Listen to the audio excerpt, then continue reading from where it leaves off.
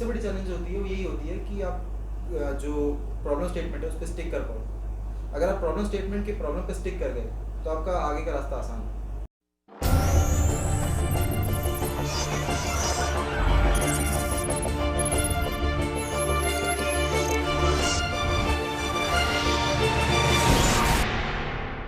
Hello and welcome everyone to the Vigyan Show.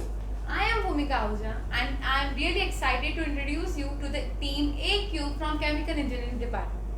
So, how are you, sir? I'm feeling great. Can you please give a brief introduction of yourself and also the question that you chose for Vigyan? My name is Amitabh Shukla. I'm a student of 5th semester Chemical Engineering Department at NIT Raipur. And my problem statement was based on the electric vehicle batteries. Basically, it was particularly about lithium-ion batteries. तो lithium-ion batteries के ऊपर 3 challenges थे. First of all, the decay of battery life. Second था कि उसका जो charging discharging time था वो decrease हो रहा था. Second and third thing was the safety and maintenance. All other problems revolved around it. और like इस प्रॉब्लम स्टेटमेंट में जो ऑप्टिमाइजेशन के फीचर्स थे उसको मैंने ऐसे सॉल्व किया था कि कुछ जो इलेक्ट्रोड्स थे उसके अंदर स्ट्रक्चरल चेंजेस करके उसको मॉडिफाई किया था मैंने, और बैटरी मैनेजमेंट सिस्टम जो थे उसके अंदर एक्टिव और पैसिव सेल बैलेंसिंग का यूज़ किया गया था. तो I basically used different type of alloy to reduce the corrosion and all. That was all about it. So, sir, why did you choose this question over all other questions?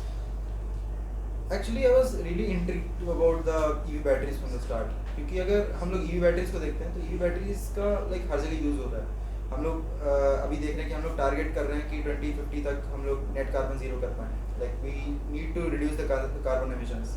तो carbon emissions के use करने के लिए हम लोग electric vehicles का use कर रहे हैं. एंड इलेक्ट्रिक व्हीकल्स में भी सबसे ऊपर आती है लिथियम आयन बैटरीज. तो लिथियम आयन बैटरीज का जो लाइक ऑप्टिमाइजेशन है दैट्स वेरी मच क्रूशियल. और लिथियम बैटरीज के ऑप्टिमाइजेशन के लिए जो ये प्रॉब्लम स्टेटमेंट था तो वो मुझे ऐसा लगा कि अगर मैं उसके ऊपर वर्क करता हूँ तो मैं काफ़ी ज़्यादा डेवलप कर सकता हूँ उसको. And it was really close to me. So that's all. So, like this was your motivation to take part in Vigyan. Yes that was it. Nice.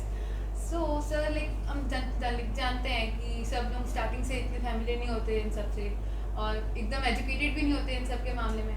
So how did you approach for this, या फिर किसी से help लिया आपने, या फिर actually first of all मैं जो प्रॉब्लम स्टेटमेंट को पढ़ रहा था ना, तो मैं प्रॉब्लम स्टेटमेंट को पढ़ते टाइम मैं ये नहीं सोच रहा था कि एट द एंड मेरा प्रोटोटाइप क्या हो.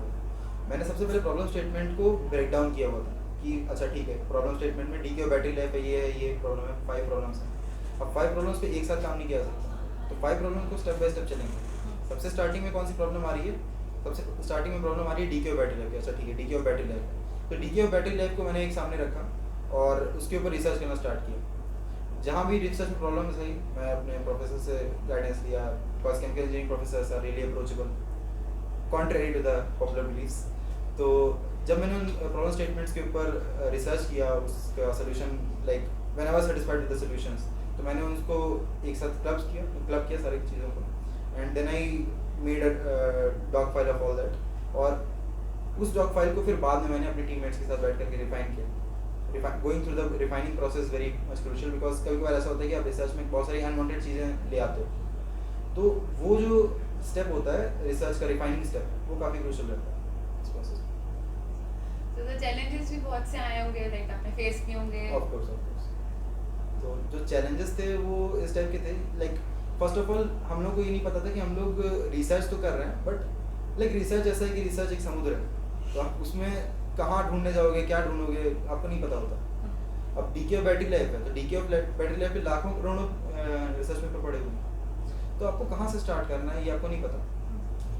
आपको जो सबसे बड़ी चैलेंज होती है वो यही होती है कि आप जो प्रॉब्लम स्टेटमेंट है उस पर स्टिक कर पाओ.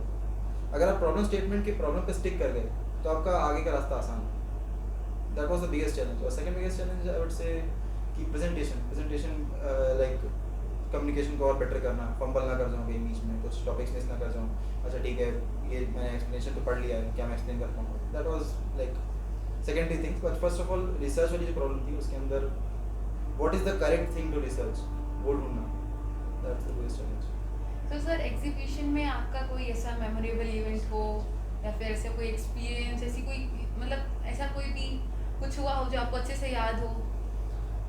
I think exhibition was itself a memorable event, क्योंकि एग्जीबिशन सिर्फ मेरे लिए नहीं था. एग्जीबिशन में अगर मैं प्रेजेंट था तो मैं अपना प्रोजेक्ट को प्रेजेंट करने के लिए नहीं था, मैं बाकी लोगों के प्रोजेक्ट के लिए भी था।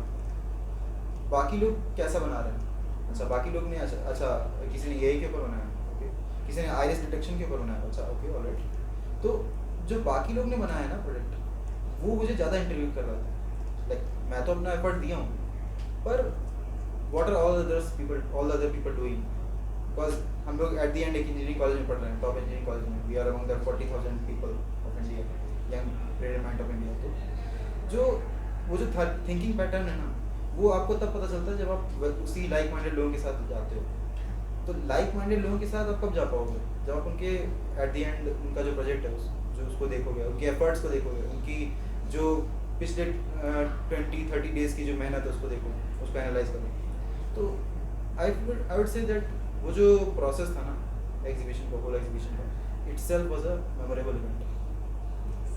तो जैसे कि आपने बताया कि हमको जो रिसर्च करनी है वो बहुत स्पेसिफिकली करनी पड़ती है, अच्छे से सोच समझ के, कोई भी गलत डायरेक्शन में नहीं जाना है। तो हमारे जो भी पार्टिसिपेंट्स हैं अपकमिंग, तो आप उनके लिए कोई एडवाइस देना चाहेंगे कि मतलब वो कहाँ से रिसर्च करें या फिर कैसा माइंडसेट बना के चले कि उनको ज़्यादा दिक्कत ना जाए?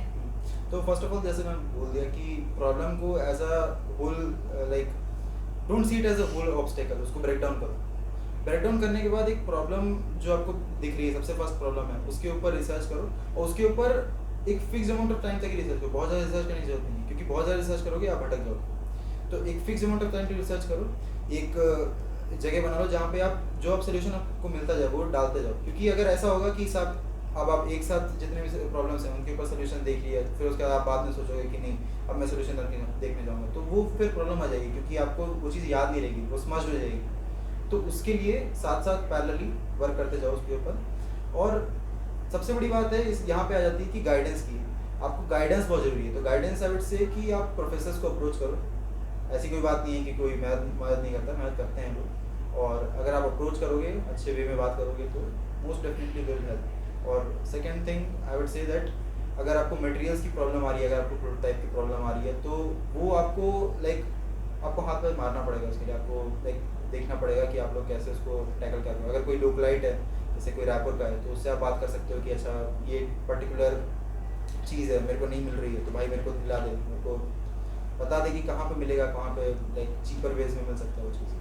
थर्ड थिंग यहाँ पे आ जाती है कि आपको अगर ठीक है वो चीज़ मिल गई, तो आप उसको कैसे असेंबल कर रहे हो। तो वहाँ पे ये चीज़ ध्यान रखने वाली बात है कि जो पूरा प्रोजेक्ट है ना, उसको पूरे कोर में ऐसा होता है कि कोर के जो प्रॉब्लम स्टेटमेंट्स होते हैं वो काफ़ी लेंदी होते हैं। तो आप ऐसा नहीं कर सकते कि आप पूरी की पूरी इंडस्ट्री यहाँ पे लगा पूरा डिस्टिलेशन कॉलम यहाँ सेटअप कर दोगे, नहीं होगा ऐसा। तो आप क्या कर सकते हो कि सिंपल प्रोसेस जो डिस्टिलेशन की प्रोसेस है, सिर्फ उसी को शो करो, rather than showing the whole the problem statement को बनाने से अच्छा है कि आप एक चीज़ के ऊपर स्टिक करो, एक प्रिंसिपल के ऊपर स्टिक करो, एक थ्योरी के ऊपर स्टिक करो, एक मेथोडोलॉजी के ऊपर स्टिक करो। That's all. तो सर विज्ञान में पार्ट लेने का आपका आपके हिसाब से वो बेनिफिट क्या हो सकते हैं, फॉर पर्सनल ग्रोथ या आपकी कुछ हुई हो?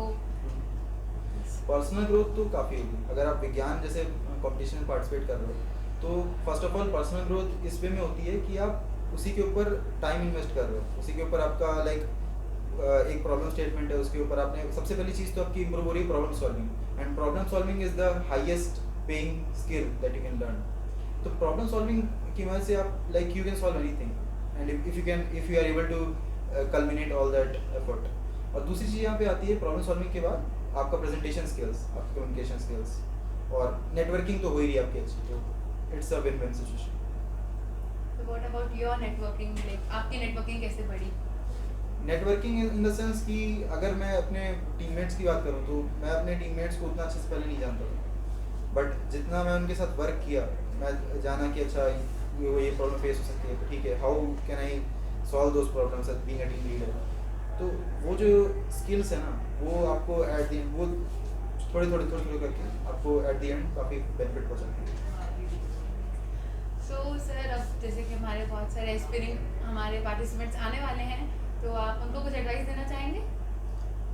देखो ऐसी बात है कि प्रॉब्लम स्टेटमेंट बहुत सारे आएंगे, बट उन प्रॉब्लम स्टेटमेंट का ये मतलब नहीं है कि तुम उसका स्ट्रेस ले लो और बहुत ज़्यादा उसके ऊपर अपना एफर्ट डालो। प्रॉब्लम स्टेटमेंट के साथ बाकी चीज़ें भी मैनेज करनी पड़ेगी तुमको। सो that's all and all the best. So that was all about today's session. So thank you and we'll Audio